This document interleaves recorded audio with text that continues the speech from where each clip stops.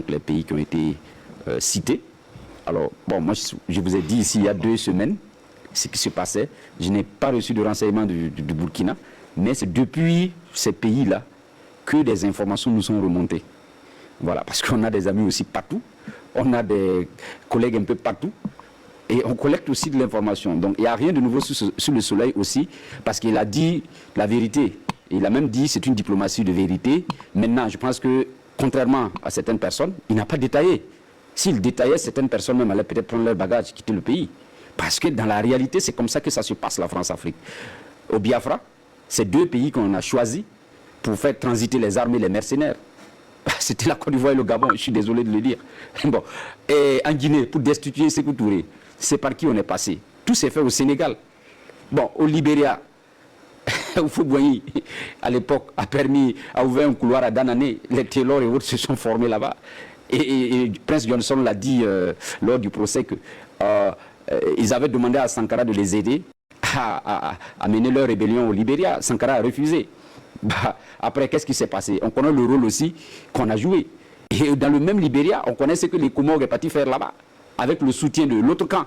Par la suite, on a vu que ça a été une occasion pour faire quoi? Du business. Le nombre de tonnes de bois de chauffe qui a quitté le Libéria vers la France, c'est connu. Je dis bois de chauffe comment vous appelez ça? Les arbres, le bois. Oui. Voilà. Le nombre bois de tonnes, industriel. voilà. L'or, le diamant. Donc les guerres sont des occasions où les gens font des affaires. Et donc, venant de ces 2 pays-là, le Bénin, oui, moi ça peut m'étonner, parce que c'est quand même le pays de grands résistants.